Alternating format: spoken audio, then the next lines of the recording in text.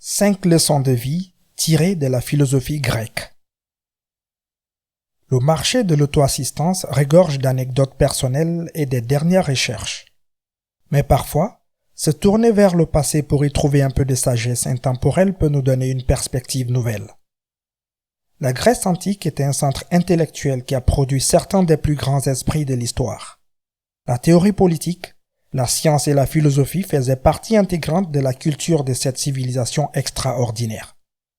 Et tout comme les gens d'aujourd'hui, les Grecs étaient obsédés par la façon de vivre une bonne vie. Bien que certaines de leurs idées n'aient pas résisté à l'épreuve du temps, il y a une raison pour laquelle les gens lisent encore la philosophie grecque. Ces ouvrages antiques regorgent de connaissances précieuses qui peuvent changer notre vie pour le meilleur. À présent, voici 5 leçons de vie tirées de la philosophie grecque. 1. Concentrez-vous sur ce que vous pouvez contrôler. Écrit par Épicète. Épicète n'est pas le philosophe grec le plus connu, mais il a tout de même beaucoup d'idées intéressantes. Il a beaucoup écrit sur l'autonomie individuelle. Plutôt que de s'inquiéter de choses qui échappent à notre contrôle, Épicète pense que nous devons nous préoccuper de nos propres actions et pensées. La mort, par exemple, est une chose dont il est inutile de s'inquiéter, car notre propre mortalité est inévitable. Cependant, nous avons le contrôle sur notre perception de la mort. Ceux qui s'inquiètent de leur durée de vie limitée doivent simplement changer d'attitude.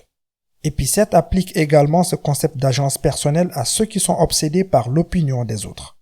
Si nous nous inquiétons de la façon dont nous sommes perçus, nous devenons des esclaves de quelque chose qui échappe à notre contrôle, ce qui est un moyen sûr de mener une vie misérable. La véritable liberté consiste à trouver le bonheur dans ce qui nous comble à un niveau individuel. 2.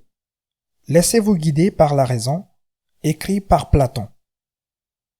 Platon a abordé de nombreux sujets, mais l'un de ses mantras les plus constants est que la raison est primordiale. Il affirme que notre esprit est guidé par 3 choses: le plaisir, la réputation et la raison. Si ces 3 forces motrices sont parfois en accord, elles sont aussi souvent en désaccord. Platon pense qu'un esprit ou une arme désordonnée apparaît lorsque nous ne sommes pas guidés par la raison. Le mensonge, le vol, la moquerie et la méchanceté nourrissent la partie égoïste et déraisonnable de notre esprit. Si cela se produit trop souvent, nos désirs superficiels et notre besoin de reconnaissance peuvent nous dominer. Ce genre de situation, lorsque les éléments de l'esprit sont confus et déplacés, est ce qui constitue l'injustice, l'indiscipline, la lâcheté, l'ignorance et en bref, la méchanceté de toutes sortes. Si, au contraire, nous sommes guidés par la raison, notre esprit sera satisfait et sain. 3. Choisissez vos désirs avec sagesse. Écrit par Épicure. Si l'instance de Platon sur le fait que la raison doit nous guider est certainement précieuse, Épicure offre un équilibre bien nécessaire. Plutôt que de simplement éviter le plaisir, Épicure veut que nous soyons plus sélectifs. Il affirme que les meilleurs plaisirs sont naturels et nous procurent un sentiment de satisfaction. Manger jusqu'à ce que nous n'ayons plus faim, par exemple, est une chose naturelle. En revanche, la suralimentation n'est pas naturelle. Au lieu de ressentir du contentement, notre corps peut souffrir et notre esprit est rongé par la culpabilité. Cela nous conditionne également à attendre plus que ce dont nous avons besoin.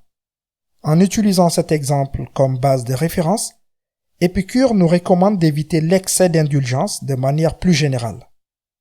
L'abondance de gloire, d'argent, de nourriture et de boissons ne nous rendra jamais satisfaits. Nous devrions plutôt rechercher des plaisirs qui nous procurent un sentiment de satisfaction à long terme. 4. Se lier d'amitié avec les vertueux. Écrit par Aristote. Comme Platon, Aristote a abordé de nombreux sujets au cours de sa vie, dont l'importance de l'amitié. Mais loin de recommander un grand nombre d'amis, Aristote estime que la qualité est plus importante que la quantité. Les amitiés les plus faibles ont tendance à être fondées sur l'une des 2 choses suivantes: l'unité ou le plaisir. Une relation d'affaires serait un exemple de la première. Un intérêt partagé pour une activité ou un sujet particulier serait un exemple du second. Les amitiés les plus fortes, quant à elles, sont liées par un sentiment mutuel de bonne volonté. Ceux qui souhaitent du bien à leurs amis par égard pour eux sont les plus vrais amis. Leur amitié dure aussi longtemps qu'ils sont bons et la bonté est une chose durable. Il est donc vital de se lier d'amitié avec les personnes vertueuses, car celles-ci ont un niveau de base de bonté et sont plus dignes de confiance. Elles sont peu susceptibles de nous trahir ou d'encourager la méchanceté. Les amitiés fondées sur la bonne volonté et la vertu prennent généralement plus de temps à se former, mais ce sont aussi les amitiés les plus précieuses que nous puissions nouer. 5. Poser des questions. Écrit par Socrate. Aucune liste concernant la philosophie grecque ne serait complète sans Socrate. Le problème cependant est qu'il n'existe aucune source de Socrate car il a très peu écrit. Les historiens appellent cela le problème Socrate. Heureusement, nous connaissons ce grand homme grâce à d'autres philosophes. Xénophon, qui était à la fois un soldat et un philosophe, a dit ce qui suit à propos de Socrate.